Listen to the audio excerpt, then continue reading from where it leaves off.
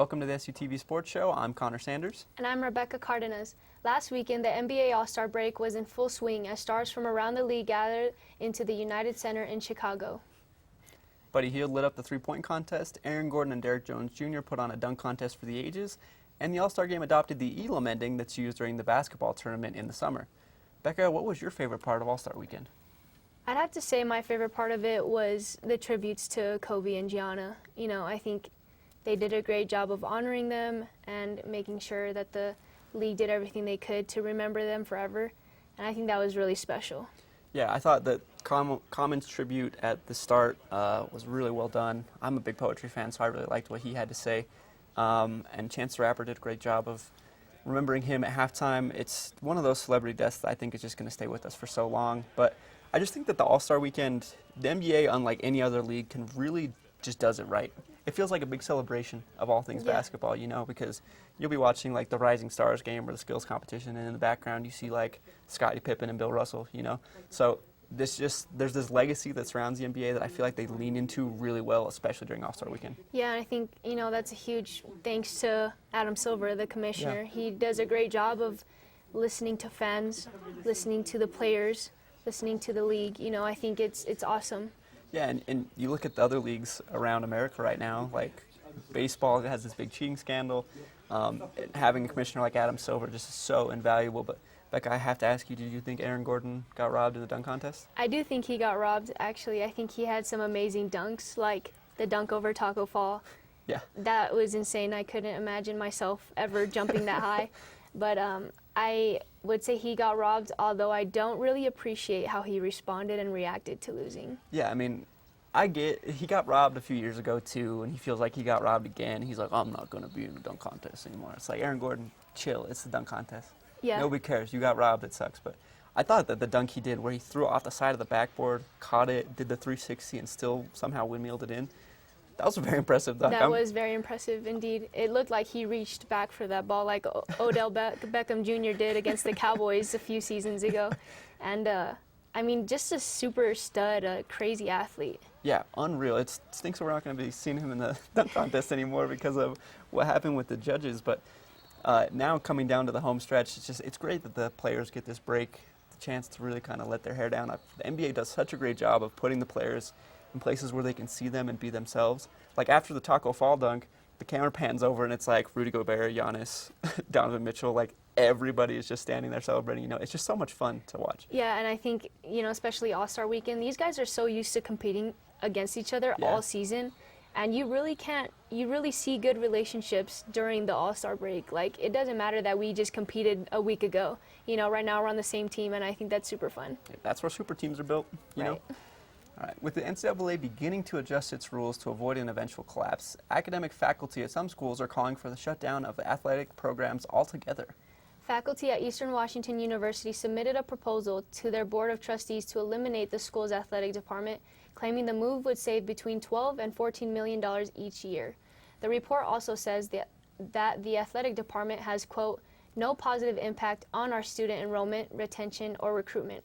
Connor, what do you make of the report? It's tough to think about.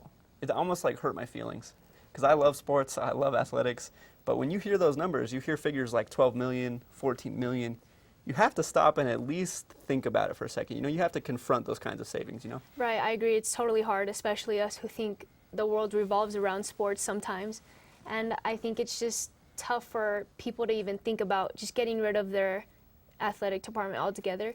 What I do appreciate is in the link, it did talk about them saying maybe we should just move back to a Division II or Division III, and I think that's a little bit better of coming together, meeting in the middle instead of just completely throwing out athletics altogether. Yeah, and there's an FCS football program at Drake University that plays football without scholarships. All of their student athletes are just walk-ons. They pay their own way. So there are other options, but I just feel like losing athletics loses so much of not only the school's identity, but the identity of the town that they play in. Because in small places like here in Cedar City and small places like Cheney, Washington, athletics is an event. It's something that brings the town alive every Thursday night and every Saturday afternoon. people show up for men's basketball because they love watching it. They show up for women's basketball as well.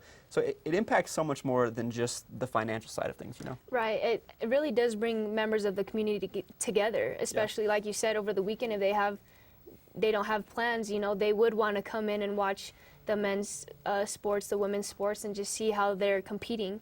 I think it's just odd to just throw it out altogether. Yeah, but at the same time, looking at SUU, their most valuable resource, their most valuable marketing asset is not athletics. They don't sell athletics in their ad campaigns. They sell the University of the Parks, they sell the outdoors, and they sell the academic things that they have. So I think that, especially in a place like here, athletics, it brings so much, but at the same time, it is a conversation worth having. Is losing all of this money worth it for a school that could be using those resources to continue to build the program that they built outdoors? It's a tough consideration to make because, like I say, the school means so much more than just academics and just financial stuff. It really means a lot to the communities they're in. Right. You know, a different take on it as well is Eastern Washington just has really beautiful facilities. Yeah. You know, their football stadium's amazing.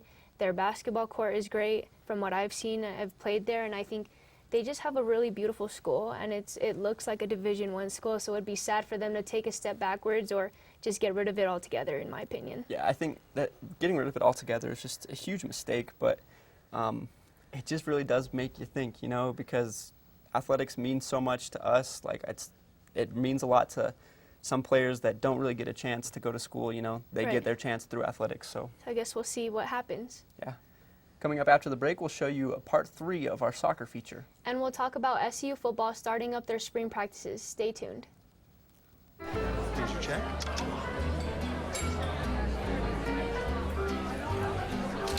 Oh, you got it. You know, since I got rid of my car, I really enjoy walking. Okay. Got it. No? Getting pulled over for buzz driving could cost you around $10,000 in fines, legal fees, and increased insurance rates. Oh, you're home early. You live with your mom? That'll set your game back a few years. Buzzed, busted, and broke. Because buzz driving is drunk driving.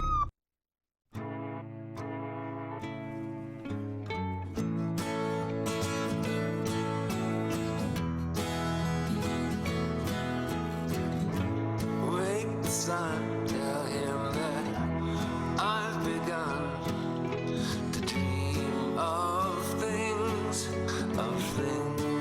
to come, and tell the trees not to look for me.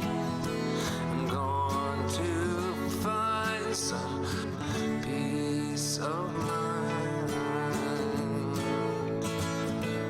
Wake the sun, wake the sun, wake the sun, wake the sun.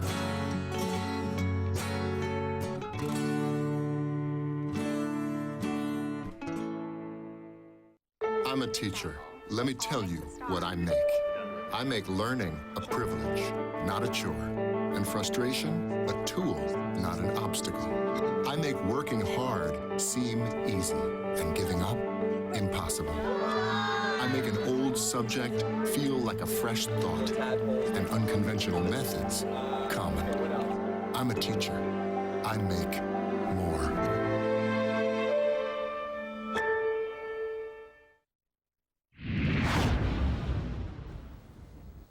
Welcome back to the SUTV Sports Show. Last week in our 5-part soccer series, we showed you about the treatment of Bree Aldridge and Danny Moret during their time at Mississippi State University by their head coach, Tom Anagist. This week, our reporter Kurt Meekum takes us inside their decision to transfer to SUU. We don't think about it. We're just kind of like, whatever. Ugh, he was so, okay, but anyways, keep going. Sorry. After their experience at Mississippi State, both Aldridge and Moret questioned if they wanted soccer a part of their future. I was more sure that I didn't think I wanted to play ever again. I just wanted to focus on school and just be done. I just didn't know if I could find that drive again. But they decided to give it one last shot. During their second recruiting process, they both came across SUU. But going from the SEC to a smaller school was not the most attractive thing to either of them. Not even gonna lie, I looked up SUU and I went, yeah, it's not for me. I don't want to go here. It's so small. It's so different. And I had actually been in talking to some schools in California, which is where I'm from. So I had some options there. However, both athletes kept their options open, knowing that if they played again, they wanted to be in the right situation. The big thing for me was really choosing a school that really would take care of us, because I didn't want to go somewhere where it was just the same experience again. Yeah, it'd be better because I'd be really close to home, but at that point it's not even worth it to me. And not even gonna lie, she's my best friend and I totally adore her. And so I was like, you know what, I really want us to go together. I think we've been through a lot together with this whole experience, and I want to keep our college relationship going throughout the whole experience. The chance came when Aldridge was referred to then SUU head coach Fred Thompson through a mutual friend. Randy Hansen, he's the U.S. national team coach for U23, I believe. He had known my dad, and then he had said, I know of a school that would be a good transition for them to go find the love again. He's a good coach. He knew Fred Thompson, and had said, I really think she should just go give it a shot. Like, just go look at the school. It's smaller. It's not anything like the SEC, but to get the love back and to get treated how they do deserve, because they knew about Tom. Everyone knew of him. At first I was like, no, I just don't want to go. And he was like, you don't have to play, but just go look at the school. Aldridge also wanted to keep her friendship alive with Marette and made sure to mention her when she had her first conversation with Thompson. I had mentioned, I was like, I have a friend that plays forward where she also stopped playing. And I was like, I think you should take a look at her as well. He was like, hey, well, I'm more than willing to bring both of you down here. I know you guys have both, been hurt. We want to show you what you're supposed to be treated like. We want to show you, we care about you guys on a deeper level. Yeah, we're not going to compete the way you guys did, but we can show you what soccer is meant to be like. Both players took their visit in the spring of 2018 and found an environment that was the total opposite of MSU. It was really, really good. I felt like the people here were amazing, and I still think they're amazing. Like, the whole athletic department is awesome. Yes, we don't have the facilities, we don't have the money, we can't do the things that Mississippi State did, but they actually care about the player and the person more so than the sport.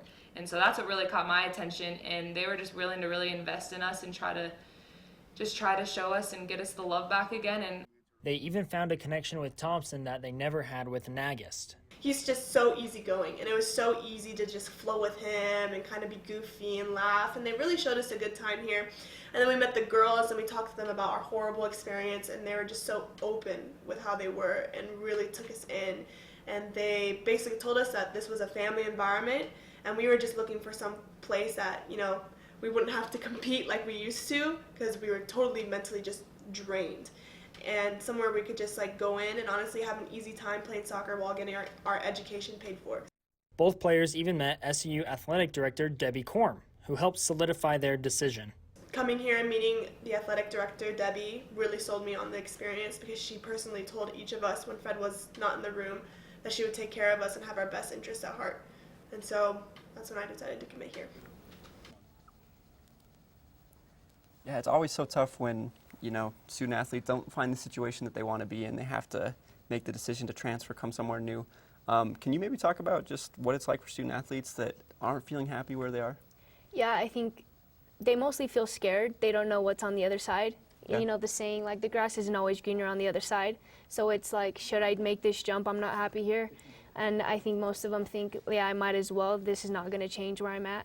But I think a lot of athletes actually do think about transferring at least once or twice in their career, and it's pretty interesting. But I think the athletic departments do a good job of helping the athlete and helping them understand, maybe this is your best decision to stay, or okay, we'll let you go and we wish you the best. Well, there's so much more that goes into it too than just playing time.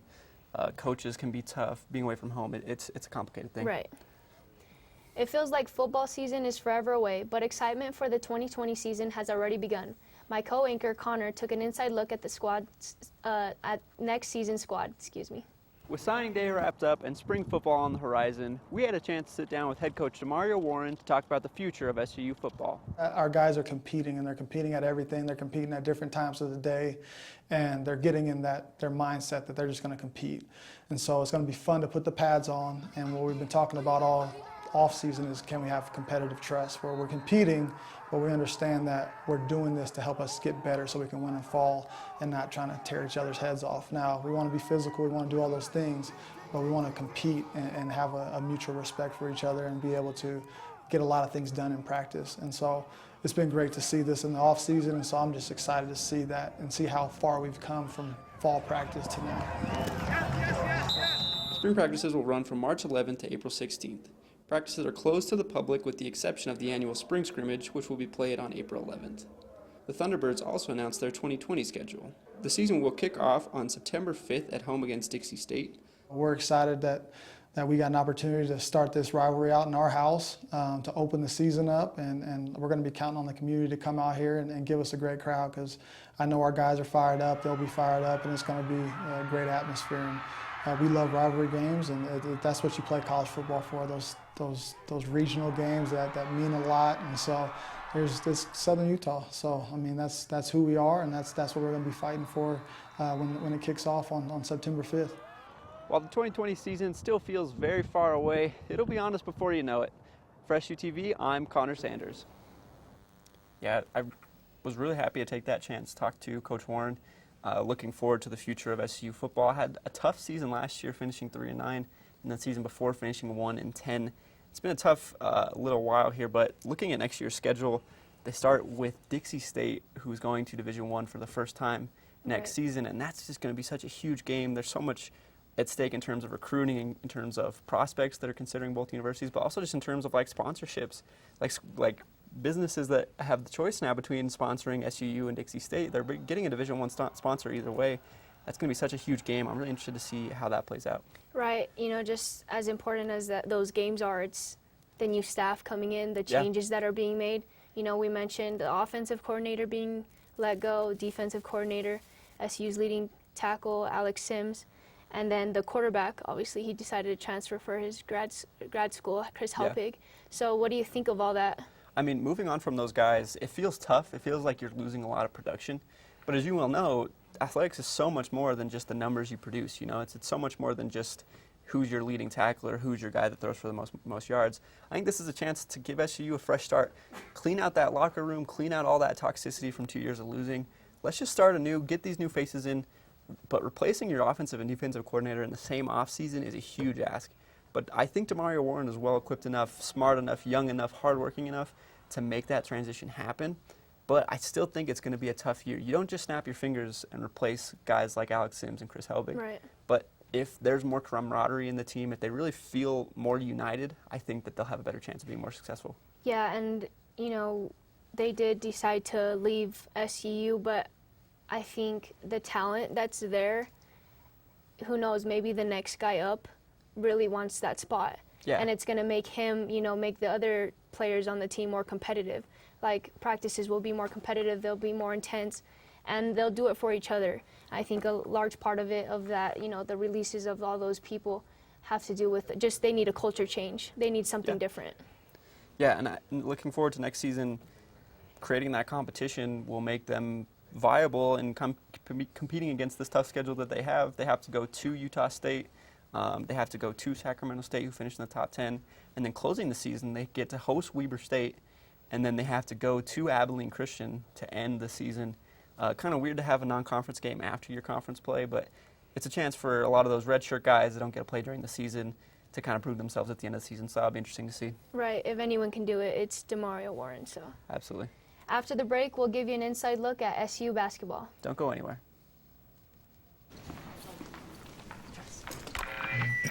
Listen up. Each year, hundreds of promising research studies go unfunded for breast cancer, for lung cancer, every cancer. The American Cancer Society has been behind nearly every breakthrough in recent history.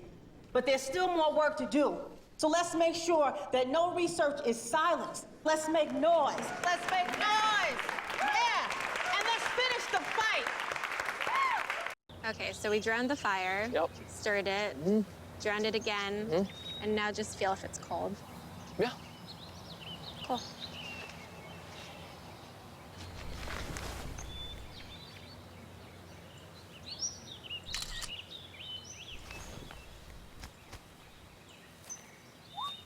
Smokey just gave me a bear hug.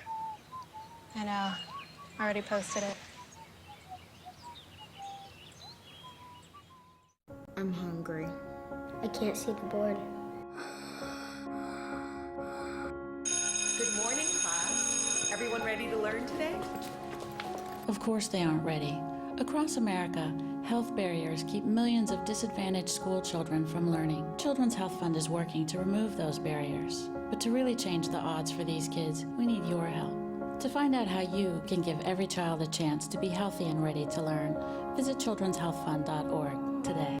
At what age is the color that your skin was meant to be no longer beautiful? Every year, millions of young women try to change the skin they were born with and say they die for darker skin. Sadly, some actually do. Melanoma is the second most common cancer in teens and young adults, and one person dies from melanoma every hour. Change your thinking, not your skin. Stop tanning. Learn more at spotskincancer.org. A message from the American Academy of Dermatology.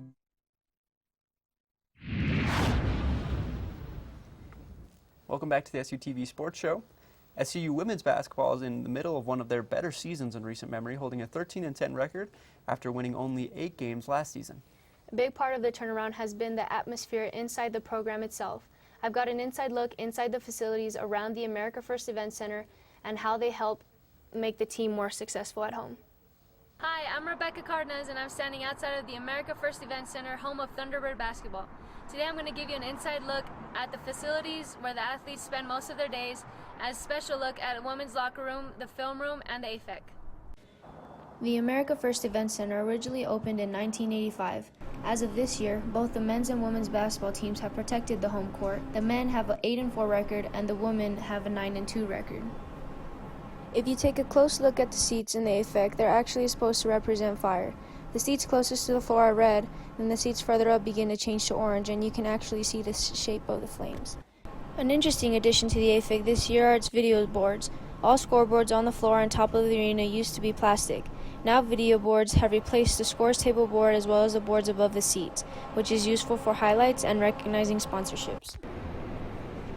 Next is the film room. It was first opened and available for teams last season. Both men's and women's basketball use it in order to scout teams and prepare for games. The film room has comfortable seats and a projector, perfect for watching games and practices. Last is the women's locker room, located down the tunnel. The women will spend a majority of their time in here, whether it's for practice, games, and sometimes for breaks between classes. Each member has a customized name tag on their locker, and every year the team has a different motto. This year the motto is "Do More, Say Less." Thanks for tuning in to SUTV. Basketball season is winding down, so check your schedules and don't miss the last chance to watch SUU basketball. Yeah, it's so great to have such a great arena that really brings the town alive when the team is playing well. Just the additions of the video boards, all that makes it feel much more special for the athletes. How is it for you being out there as a student athlete? Yeah, I mean, obviously you saw the equipment. It's super nice. You know, we're pretty spoiled, and I think just having that stuff, it shows that Debbie Corum and the whole athletic department just really care about us and really appreciate everything that we're doing. Yeah. I mean, you're on the team. How do you feel like the season is going, and where do you feel like this team is headed? I feel like the season's going pretty great. You know, it could be better, as always. You know, there's always room for improvement. But considering the seasons that I've had in the past with this team, this is definitely our best season yet. And, you know, we're sitting in the 6th seed in Big Sky Conference play. So if we can make that jump to the 5th seed, we'll be in a really good position to have a bye in the tournament and hopefully make a run there. Yeah, and there's a lot of teams in the middle of the Big Sky, kind of at that same 500 level. You guys can definitely make a run. You won 4 of your last 6. You also get to close out the season with 6 of your last 8 at home. That's been a huge boon to the team. How do you feel just closing down now as a team? Do you feel like everything's coming together for you? Do you feel like there's still some stuff to sort out? I feel like everything's coming together. You know, we have that 9-2 record at home, so we're really good here. And I think a large part of that is because of our fans, our boosters, the Thunder crew. They do a good job of really getting excited for us and helping us when, you know, we have to get that possession on defense. But I'm really optimistic. I believe we're coming together. We're peaking at the right time. And we're just really looking forward to the tournament. Yeah, and it's just been so incredible. You look at last season, the team only won 8 games. The season before, the team only won 3. You've won more games this season than you have in the previous 2 years. How does it feel for you seeing how far the program has come and feeling what the future might be for them? It's great. I mean, it's just a reflection of the hard work we're putting in, and most importantly, what Tracy Sanders, the head coach, what she's implementing and what she's instilled in us. I think what she's doing is great, and it's just evident in our record and the way we're playing at home. And I'm really excited to see, even after I graduate, how the team continues to do. Yeah, I remember talking to you last year before the season started. We talked about some defensive principle gap that was so well taught and so well organized by Tracy. I think that's really Coach Sanders' heart, is the thing that she does the best. She's really able to instill those details, and I think that the way that SU's recruiting is changing a lot. You got players from Australia now that you can rely on as well. But how about for you personally as a senior coming into these last few games? How does it feel kind of coming to the conclusion of your college career? Yeah, it's definitely surreal. You know, you just never really imagine getting to this moment. You're down to your last 6 games in conference and only 4 games left at home. So it's going to be an emotional stretch for sure. But I think I'm really excited, and I know, you know, Ashley and Harley, the other seniors on the team, are also excited. And we're just having a great season, and I think it's a great way to go out if we can continue to make this push. Yeah, do you feel pressure to go out with a bang, or are you just kind of enjoying the ride as you finish out here? Yeah, I mean, there's definitely pressure. We do obviously expect more from ourselves, and we know we are capable of doing, but I think it's a healthy pressure. There's a difference between bad pressure and good pressure, and it's definitely the latter. Yeah, absolutely. While the women have enjoyed success as of late, SU men's basketball has lost 3 of its last 4 and are currently sitting in 6th place in the Big Sky Conference. Connor, how do you think the men will finish off this season? I think that they have the elements in place they need to make a deep run at the Big Sky Conference tournament. You have players like Andre Adams who have missed time, returning to the lineup, really making an impact. But it's been concerning. SU has lost 3 of their last 4, lost 6 of their last 8 in conference play. Really kind of struggling to find a rhythm as the second half has worn on. You guys have this advantage of being at home to end the season. That's what SU men's basketball had at the first half of conference play. Now they're on the road a lot. They've been losing. They've been struggling. I just think that the scouting report is kind of out on SU men's basketball. Teams know what to expect. They know what things to do to try and limit them. They can't really shoot very well from the perimeter when they are limited in transition, when their opponents are getting back. They have a tough time getting to the basket and scoring out of the half court. So it's going to be really interesting to watch if they can make those things happen, if they can score consistently in the Big Sky tournament. Yeah, and you mentioned, you know, them having a stretch on the road to finish off conference. You know, defense travels. I think to make up for their lack of perimeter shooting, they can pull together good defensive nights. Their other teams, their opponents are really going to struggle, and I think they'll come out victorious because you have Adams, David, you know, who are great rim protectors. You have great athletes, and John, who can really guard the perimeter. So I think if the guys can figure out a way to make defense the priority, they'll do a much better job down the stretch. Yeah, it's clear that they have the athletes. That's why it's felt so frustrating when they've been inconsistent, when they haven't been as successful as you hope, because they've been talking tournament all season. This is not something that they're just kind of like, holy cow, we're doing pretty good. Before this season started, they were like, we're an NCAA tournament team. We think that we can make that kind of impact, and it's kind of frustrating, demoralizing. You'd hope that this is the time that they'd be showing that. But they have the depth to make that impact in the Big Sky tournament. They're the 6th seed right now in the Big Sky standings, so they need to make one more leap up to have a bye in the first round. But there's so much depth on this team. How many Big Sky teams can go 10 deep consistently? You know? Yeah, and I agree. Like, they do have a lot of talent, and I think even the fans see it. You know, the community really sees the talent that they have. So I'd be really surprised if they don't bounce back. You know, they did lose 2 consecutive games at home. Which is really tough, but I think their ability to bounce back is awesome, and I think Todd Simon will get them together. Yeah, and I think more than anything, these guys, there's a lot of experience on this team. There's guys that have played at Division I universities elsewhere who have transferred. There's such a diversity in the kind of players. I just think that it's going to mean so much to them, especially guys like Dwayne Morgan, who's going into his 6th year. He's finishing his 6th year. Andre Adams has had to sit out because of a red shirt, because of injury. It's going to mean so much to them. You know? Right, and how about Cameron Newton? I mean, he's having a standout season.